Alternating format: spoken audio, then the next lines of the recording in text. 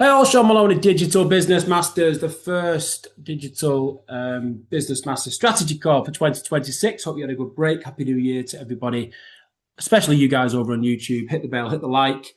This information is very, very valuable. It's the most valuable information in the world and becoming increasingly so, as you'll find out as we go now into this session. Okay, we start with part one, going through the big picture. In my experience, well over a decade now, in digital business and blockchain and Bitcoin, the only way that you can stay on top of your business is to stay above the canopy. Okay, you've got to understand the big picture. You've got to be close to the money supply. You've got to be able to understand what it takes to be aware of what's going on with global politics and macroeconomics. And it's not always comfortable. It really isn't. I mean, a lot of it, you'll find yourself kicking yourself for the past probably 30, 40 years of existence. If you're getting up to some of the ages that the team in the academy are. And then the rest of it is about, okay, well, if that's the way the game's played, then it looks like I'm going to have to do something different. And that's where the education comes in. So once you've got the realization, instead of educating yourself about what you can do about that realization, and then about its application. So part two is all about application. It's about applying what you now appreciate and understand, and then putting that into something that creates the difference. And it doesn't get any easier there either, because at that point, you're running assets, you're asset managing, you're running assets in a very new space. You're organizing different ways to create income as well as equity, and that isn't easy. So there's a whole ream of things that you need to appreciate and understand, and that's why a few years ago now, going into our 6th year now at DBM Academy, we set up the Academy because we realized that the true route to success is actually the support. It's actually the motivation. It's actually the soonest, quickest access to information, right? And then all you've got to do then is layer up different ways to create the result and keep going. Keep your assets moving, right? So part two is all about what we do in that realm, including now creating fixed incomes from AI itself, which is a new addition in 2026 to what we do at DBM. We're not here to give you any financial advice whatsoever. What you guys do and choose to do as grown adults is your business and will remain your business. What we can do, though, is always seek financial education. So we take all the big picture I'm going to be talking about today, we distill it, we try and make sure we understand the direction of travel. We put tailwinds behind us. We put ourselves in front of projects and assets and startups and company investments. That's basically the fundamental way that we create the income. And then we move forwards from there, managing at every single step. Yeah, you can't walk away. It's no free lunch. It's not a pension plan. You don't just pay in and hope it works out. You've got to go and make it work as a business. Digital Business Masters. So, new for 2026, we've got a slight addition. Okay, so we've worked forever and ever and ever, as I say, well over a decade now, working with equity in particular. A lot of the original ability for us to get to where we are today has come from equity. That's just become a natural part of what we do. In other words, we dollar cost average, okay, assets that accrue. Bitcoin obviously is the main one, an average compound annual growth rate, CAGR, of 64, 68%, depending if you take into account 2025, over the last 14 years. So that's an average compound annual growth rate in Bitcoin over 14 years, right? Imagine if you were, maybe you did, you were able to start to accumulate Bitcoin as far back as 2014, 2013, and you managed to withhold and maintain that. Where are you today, and where would you be today? Now, nothing's changed.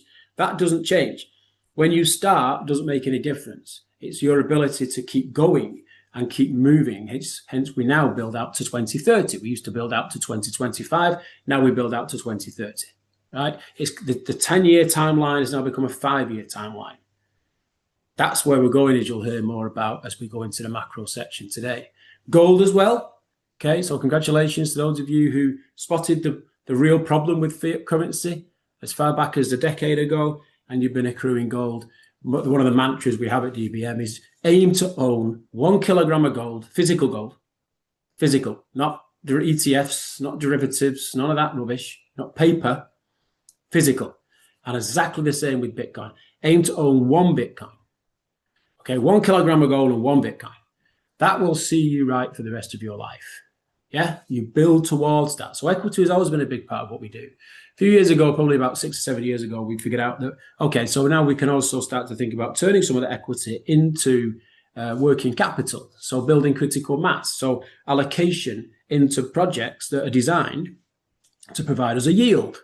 Okay, that's a variable income, right? Because first of all, inside the projects themselves, things move around, and the projects themselves move around. So it's not inside them, it's also the projects themselves. So this becomes a very challenging aspect of where we are in 2026, but it's no more, less powerful than it was when we started. It's just a case of making sure that we have the resilience and fortitude to see the job through. So this is where you become like a silent investor. You're a fintech startup investor. You're someone who's gone in for the long term, right? I appreciate thousands and thousands of people come through on the basis of it'll make me rich tomorrow. Everything will be all right in a year. Well, it doesn't work like that in investment, obviously. You work through the process. As long as there's a valuable entity to be working with, you carry on working with it. We'll talk more about that in part 2 of this session. You'll find the link below. Now, what we recognized a couple of years ago, actually, is that the variable income and the equity side of things is great, and it's very powerful. It's surely a sustained part of the model. But we recognize that more and more people were still needing to rely on a fixed income. So that's a job, that's another business, it's another means of income, wherever that's coming from in your life, right? So we've been keeping an eye on this for some time. So 2026 sees us as the first year that we're officially putting into place some fixed income activities, right? So it's still relatively new. It's interesting how it works. It's just as interesting as how DeFi works and, you know, all the stuff we do with blockchain-based entities. It's just as interesting as that, but it demands more of your time. It's you exchanging time for currency, which is why it's fixed income, as opposed to variable income, which is more based on passive income. It's more based on your assets working for you and creating a yield. That's mainly what variable income is about. Fixed incomes very much demand that you are working and giving value to something or someone or an entity, right? So that's what fixed incomes are about. We'll talk about that again in part 2. So there's 3 facets now to what we do. One of them is much more reliable. One of them is incredibly powerful as we enter liquidity events, but getting to that power is the mark of your ability. And then the growth side of it, which is the easiest part, of course, if you have the ability to keep adding to your balance sheet, is over with equity. All of those three things combined equal success, period. It's not a difficult business model. It's not a new business model. It's what all businesses always do, right? You've got a P&L, you've got a balance sheet, you combine the two together and you create what you need to create. We're just working to master this when it comes to how we do it in an online space, 100% online space, right? So that's very, very important.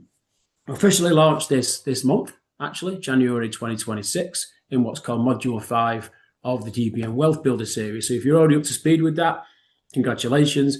If you're not yet, then get over to the Wealth Builder series and you'll be able to see the link below and you'll be able to get yourself up to speed, starting at Module 1 all the way up to where we are now, Module 5, and we'll go all the way up to Module 12 as we go into 2026. It's a 12-month module program designed to break everything down so that you can understand this chart, okay? So this particular infographic is all about making sure you understand that you going out there and exchanging time for currency and skill for currency and energy for currency is all well and good.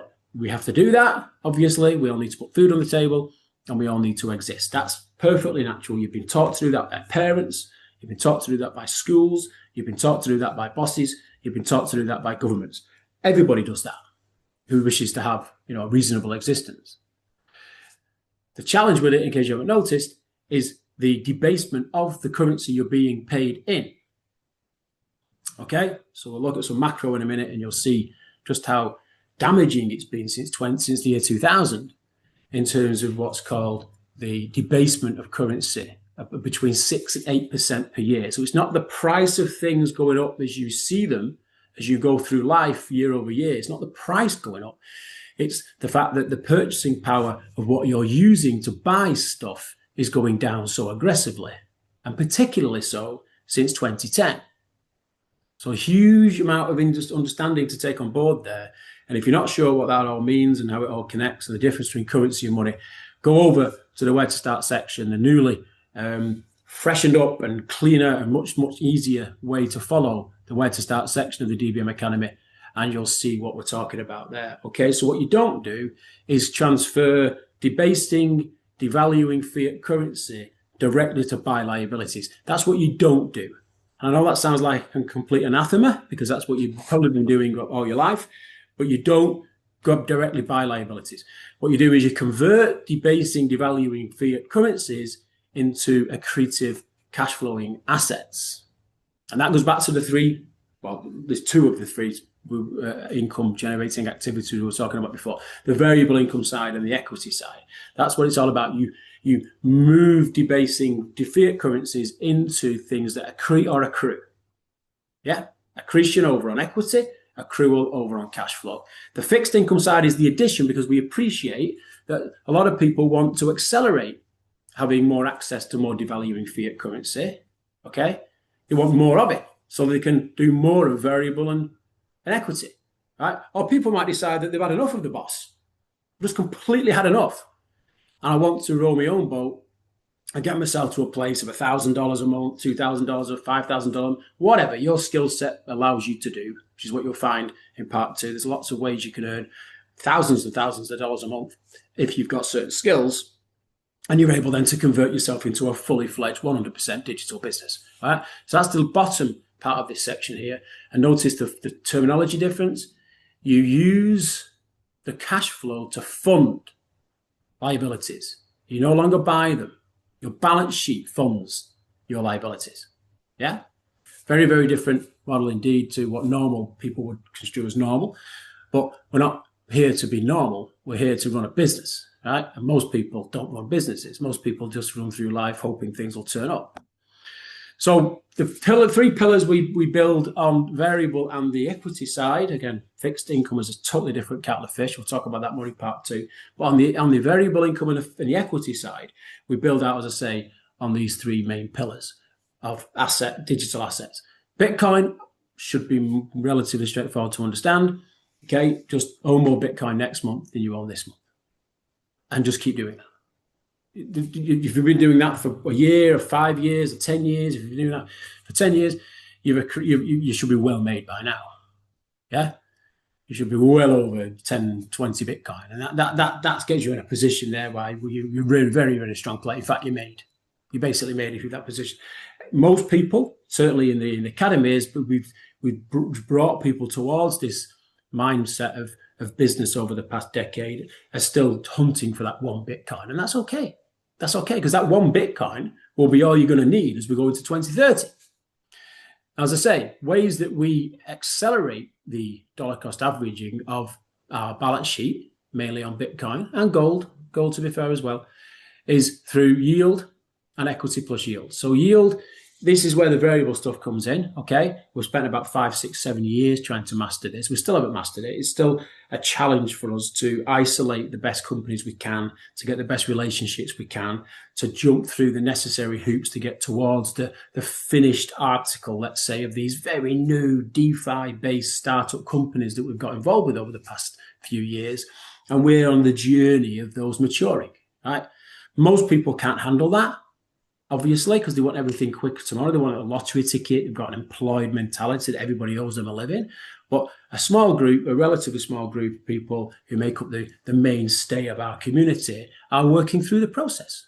And that's how it works. That's what the main part. Once the education's over in the academy, then you're into the support structure in the academy.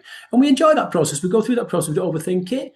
You know, we look at ways to embellish it and strengthen it and take opportunity when it's there and everything else in the variable side. But like I said, we're looking to bolster that now with access to fixed income opportunities to help everybody along in a way that means that they're making progress, let's say, rather than waiting.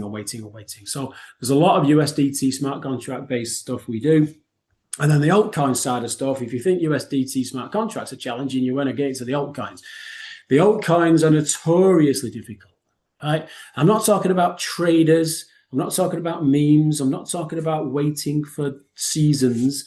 I'm talking about getting involved with projects that are 100% altcoin, who understand the dynamic between circulating supply and actual utility, and are going into positions to create things. This happens in the retail sector, it happens in the real estate sector, it happens in gaming, it happens in sport, it happens in health, it's happening in music. There's a myriad of ways, as we'll talk about in part 2, that we decide to engage ourselves with ownership of a digital asset base that has a function wrapped around it, right? And in that, you're accessing equity plus yield. Again, challenging, but no less exciting and enthralling and interesting, because when these things go right, they go really right. And they can get you into a much faster place in a much shorter time compared to any savings plan, any pension, any job, or anything else. They are incredibly powerful when they go right, but it just takes a certain type of person to work through the resilience of what it takes to get right. Yeah, and we're more and more specialized in that in the academy as we go into 2026 and beyond. Now, that's a lot of information before we go into the macro and geopolitical topic for this week. But to break it all down, we've worked hard this past 12 months to distill decades and decades of experience that we have between us as a coaching team in the DBM Academy, and we've distilled that into a 12-month module program, as I alluded to earlier. Okay, so this month, module 5, January 2026, is all about where the rubber hits the road. How do we actually create income in the online environment, both fixed and variable? How do we do that? Well, module 5 breaks it all down. Okay, so if you've not yet started this process, and we wouldn't suggest that you jump in and go straight to module 5, you can't do that anyway, because it's designed that you have to go through each module before you can get to the next module, for good reason, because you need to organize security, you need to organize skills, you need to organize mindset, you need to organize your framework, you need to organize your plan well before you get into systems. And DBM module 5 at the DBM Wealth Builder series is all about systems. Okay, so it's mindset, skills, systems, income, wealth. Get yourself into all that position first, and you'll move through this dynamic in a much calmer way. Okay, those people who try to buy success and jump in and try to make things happen fast just get disappointed. It's just the way life is. Should know that by now if you're over 30 years of age. The whole idea is you have to build into something and have the resilience to keep it going. Hence, the Wealth Builder series is a program of 12 equal modules. Okay, so we look forward to seeing you over there. Well done, those of you already involved, and we'll see you in January's workshop. A live workshop in this module section every single month, because this module 5 is a very powerful month. Hopefully, many of you have already realized that if you've gone through the steps. Now then, let's just get into the big picture. Okay, nothing's changed. Nothing has to change. No need to jump out of bed on the 1st of January 2026 and suddenly say that everything is different, everything's razzmatazz, everything's big bam bosh. No, we're doing the same as what we always do, right? It's all about consistency. It's all about making sure that the road we're on continues. It's not going to magically change just because the calendar's changed, right?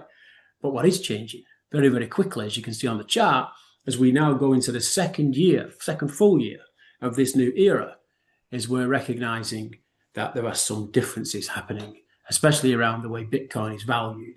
All right, now it's taken us a while to understand this, and we're still working through it, and we'll find ourselves having this conversation over and over again through 2026.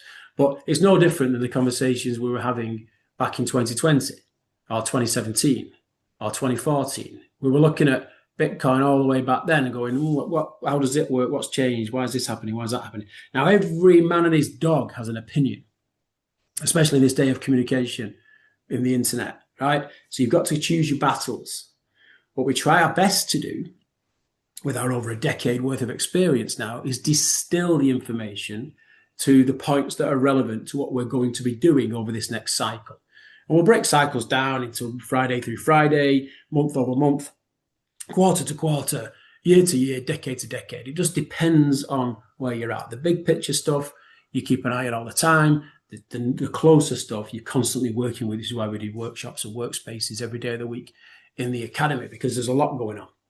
And it's a case of how you move makes the difference in how you succeed. Okay, so we saw all-time highs back in 2025.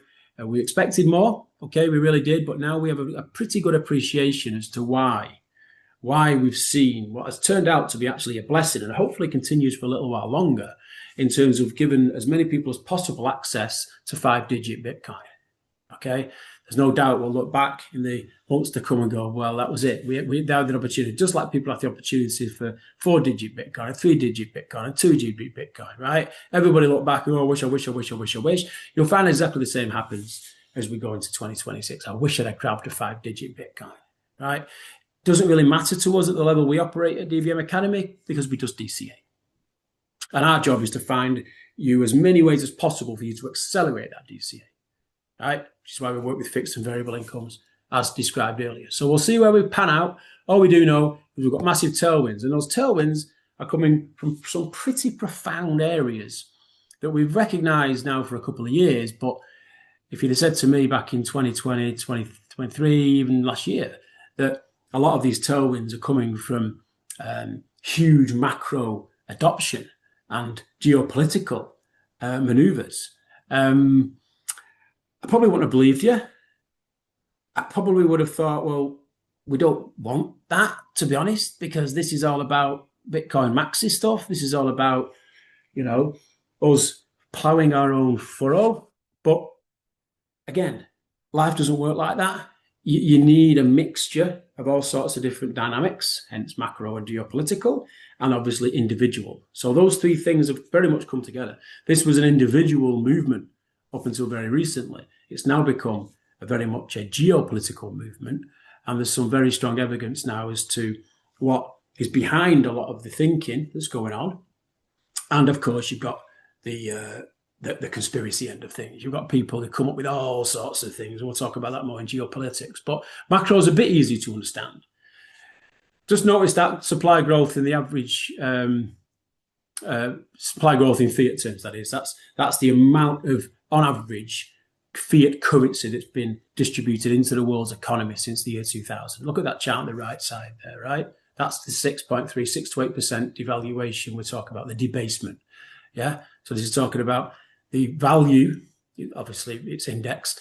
The value that a pound or a dollar or a euro would buy you in the year 2000 compared to what it's buying today. It's lost most of its purchasing power, as we know, over that time period, because of the way that they keep printing currency. Now, that's the headline startup for 2026, because since 1st of December 2025, and they did it again 1st of January 2026, you've seen billions, literally billions of dollars printed into the world economy through the dollar, through the Fed, and that only leads to one thing.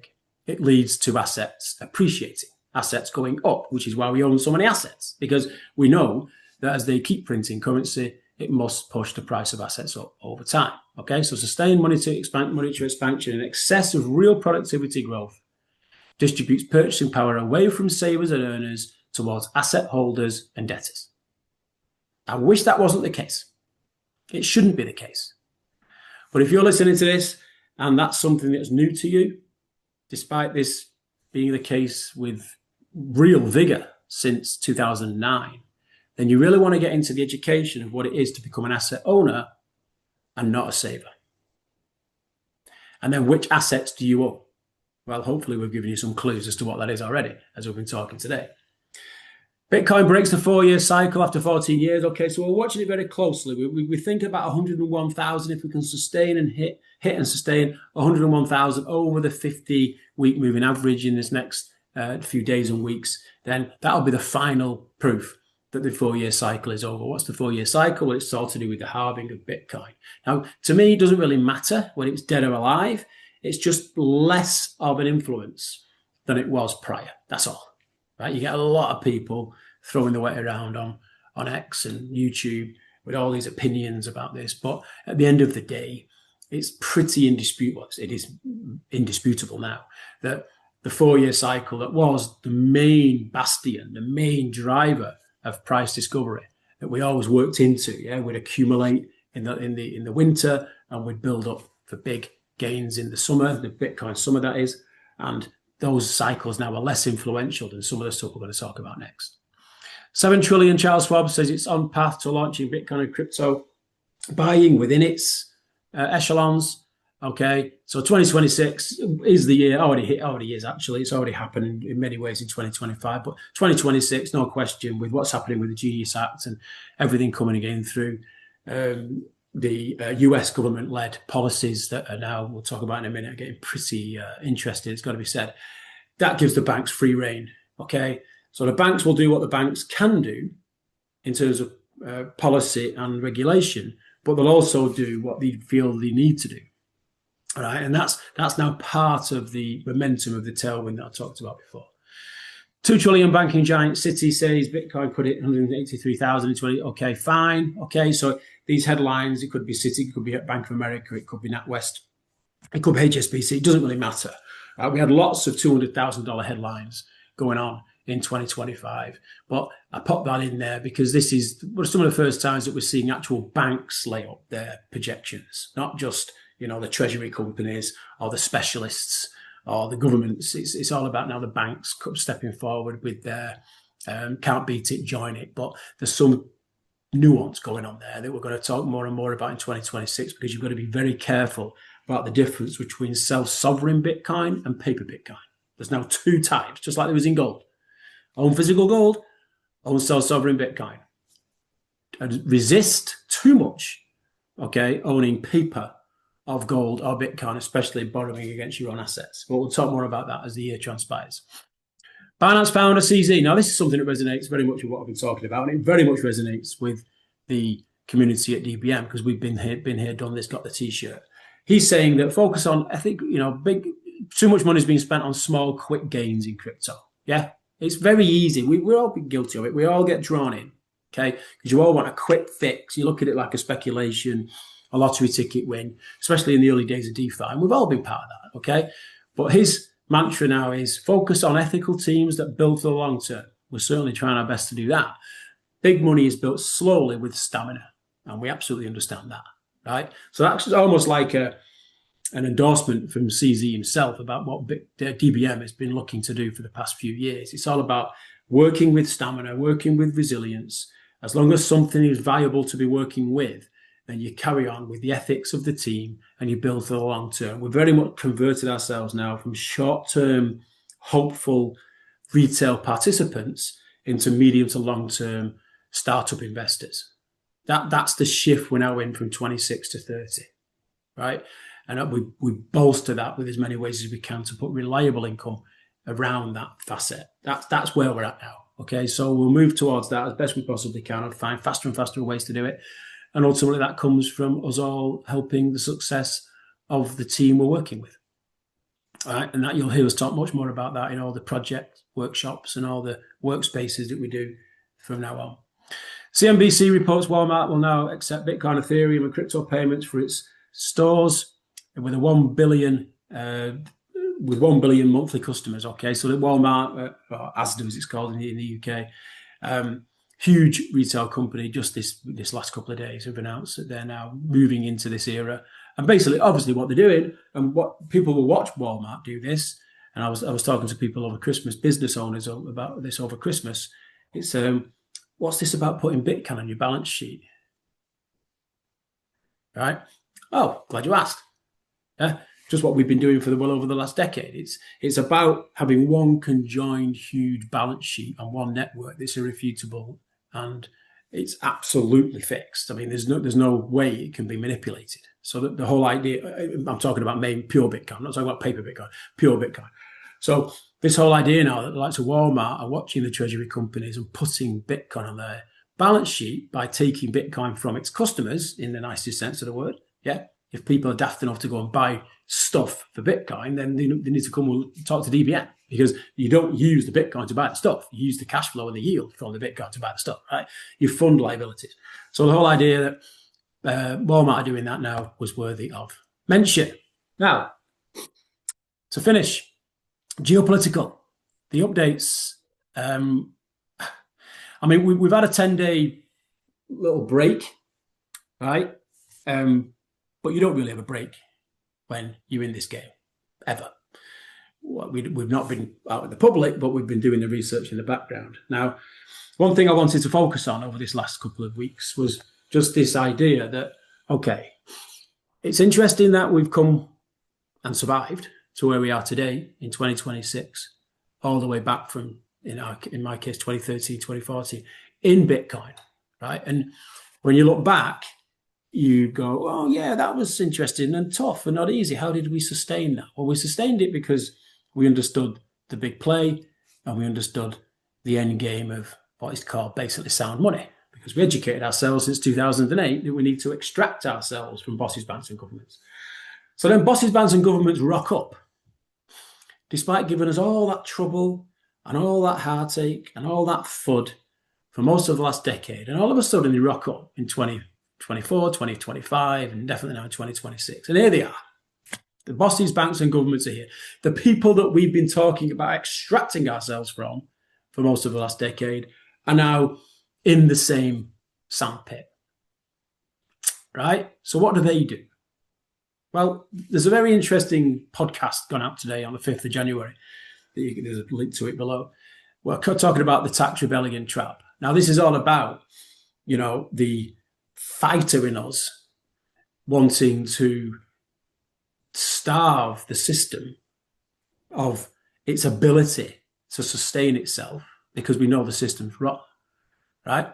But when you actually look at it, and we've spoken about this before over many years at DBM, protests, yellow vests, attacks, strikes, going on strike in your job, anything like that, right? You think what you're doing is strangling the beast. You're not, because you can't kill the beast.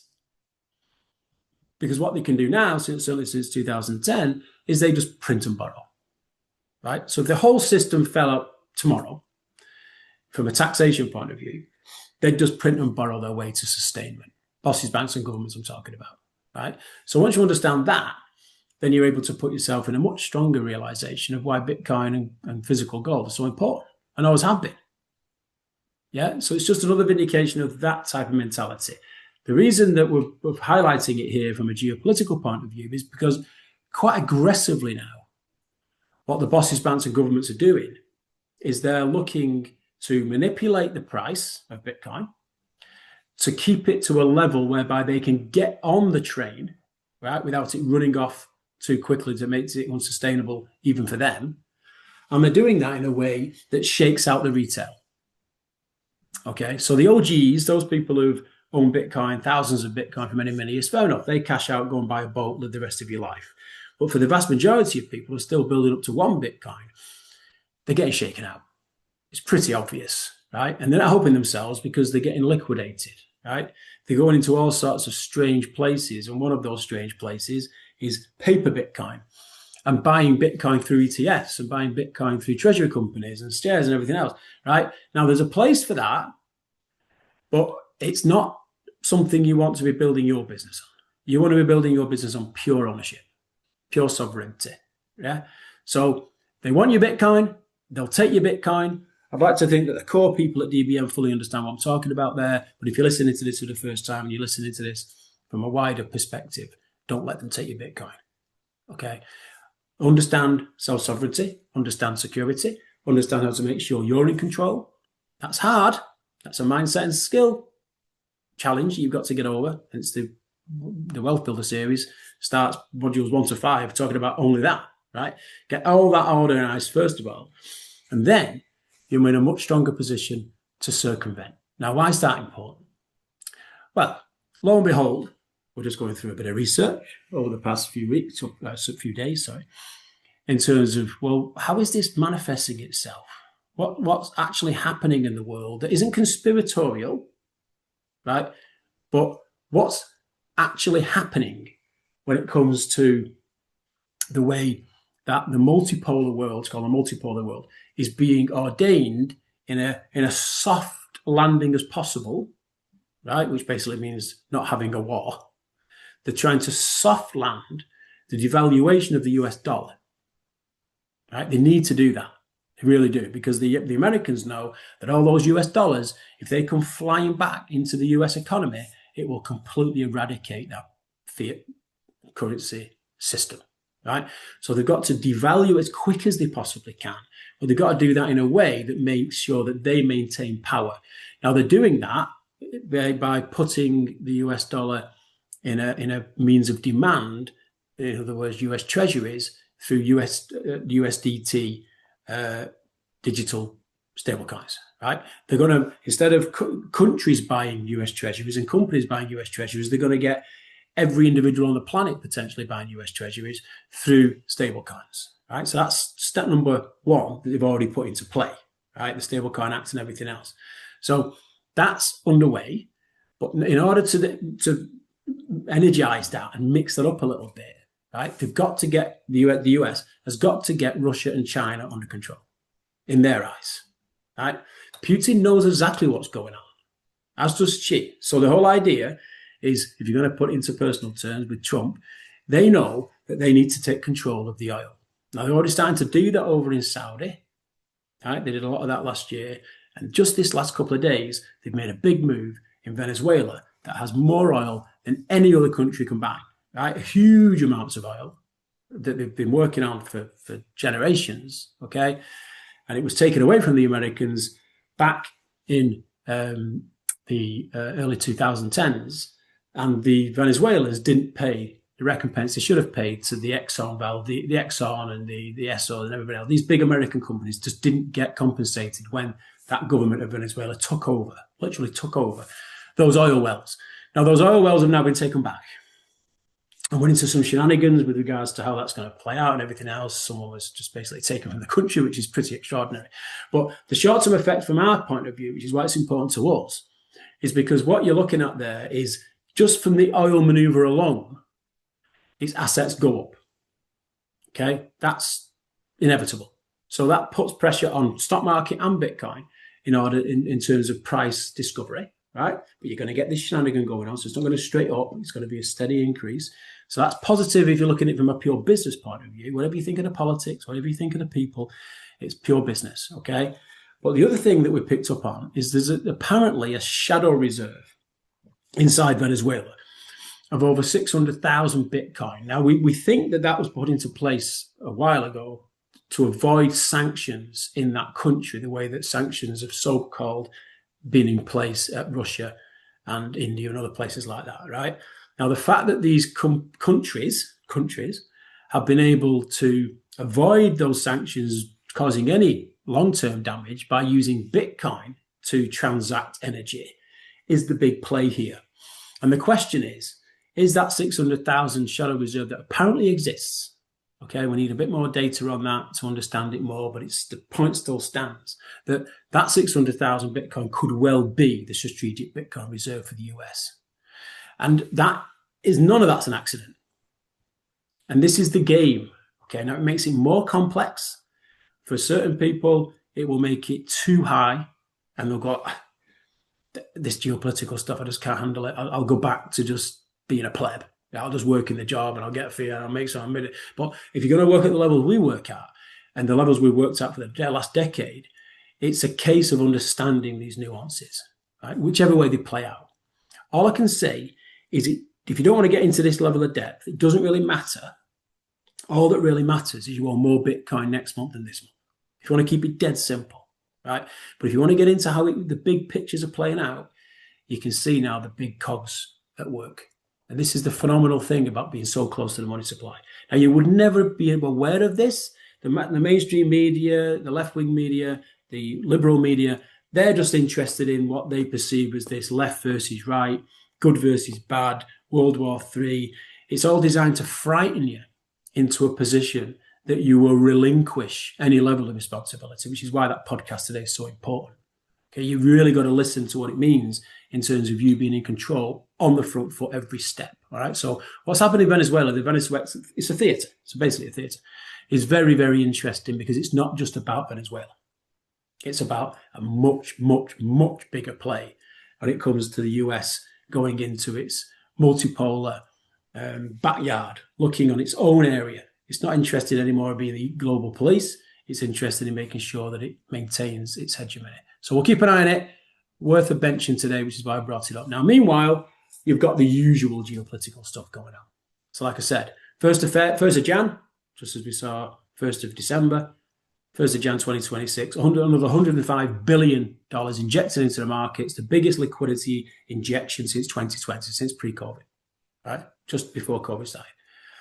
So this is all inevitable liquidity, and eventually that finds itself to the soundest place.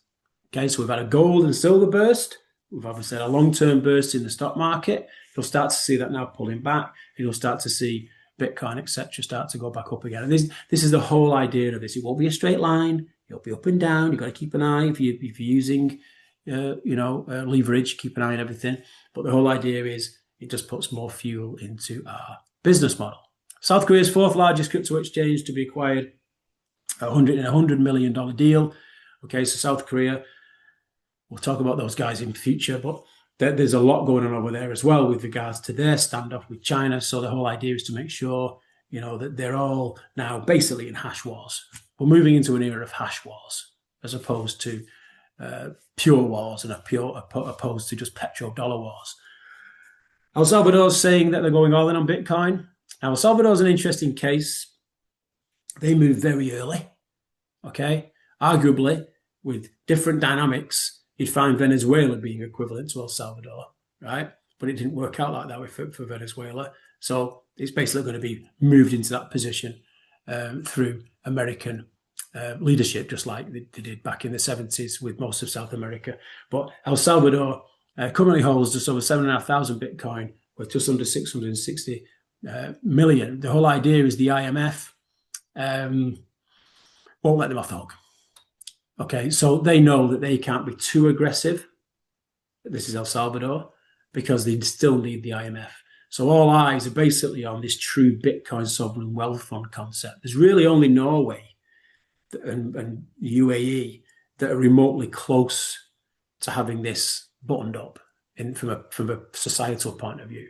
Every other country on the planet has just not got enough distance between the hegemonic system from the past 100 years to where they want to be or where they should be.